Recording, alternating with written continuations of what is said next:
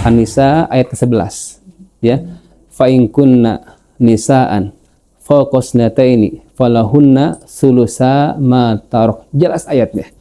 Jika anakmu semuanya perempuan dengan jumlah 2 orang atau lebih, maka bagi mereka 2/3 dari harta peninggalan yang meninggal. Wa in kanat wahidatan falahan nisab. Jika anakmu yang perempuan hanya 1 orang saja, maka baginya berapa? Setengah. Itu yang Allah tetapkan. Jadi kalau saya ditanya kenapa, saya nggak bisa jawab. Ya kan ya? Sama aja ketika saya tanya, Bu, kenapa wudhu kalau tangan sampai sikut? Saya jawab nggak?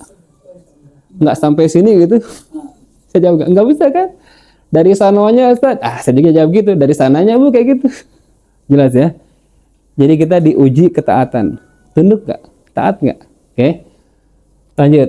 Istri. Kemudian anak perempuan. Kemudian saudara. Laki kandung. Berapa istri? 1/8. Makanya ibu jangan sedih Bu, Ustaz kok saya 1/8. Tunggu dulu Bu. Kan ada 3 macam aset kan. Ada aset bawaan, dapatan, ada aset bersama. Aset bersama ini kan aset kongsi antara suami istri kan. Semasa hidup tolong pisahkan berapa kongsi masing-masing.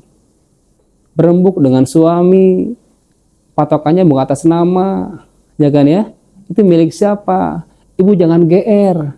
Ya, BPKB, STNK, mobil Alphard atas nama ibu. Tanya ke suami, Pak, ini punya siapa? Milik bersama Bun.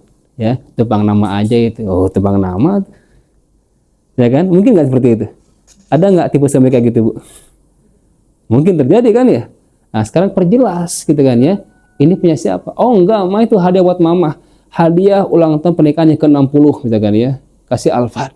Keren kan ya? Itu milik istri berarti kan ya? Karena udah dihibahkan oleh suaminya. Ya, atas nama istri pula gitu kan ya, kendaraan tersebut. Itu silahkan. Ada akad yang jelas. Tapi kalau ketika nggak ada akad, tanyakan ke suami. Rumah yang saya tempati, itu atas nama siapa? Ya kan ya? Itu milik siapa? Bisa jadi atas nama istri, tapi milik berdua. Atau atas nama istri, tapi milik suaminya. Karena khawatir kena pajak progresif misalkan ya. Itu kan di legalitas kita nih.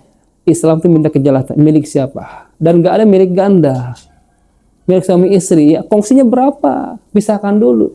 Jadi ibu sebelum 1/8 itu ada hak kongsi jika itu aset bersama. Misalkan ibu dapat warisan tanah kosong, kosong sekian ribu meter persegi di Depok, ya kan ya, dibangun oleh suami di tanah kosong tadi, bangun suami, meninggal suami ini, rumah tadi punya siapa? Harta apa tuh namanya? Waris. Harta waris bersama kan? Harta bersama kan? Kongsi, ada kongsi nggak sama istri? Ada. Istri apa kongsinya? Tanah. Suami apa? Bangunan. Itu kan kongsi. Ketika suami ini wafat itu bukan seluruhnya. Walaupun tanah apa, rumah tadi sertifikat sama suami ibu.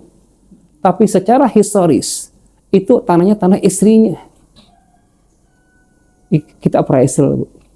Berapa nilai tanah? Berapa nilai bangunan? Ya, harus detail tuh. Ya, yang kami tahu hitung appraisal itu biasanya 7/3. Tanah itu lebih besar. Sampai 70% tanah itu. Apalagi di samping istana. Bukan astana ya, istana. Beda antara istana dan astana. Kalau astana apa? Kuburan.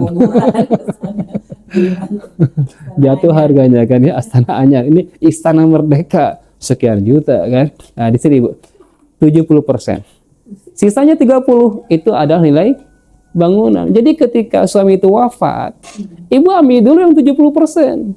Kalau itu nilainya misalkan 10 miliar, berapa diambil Bu?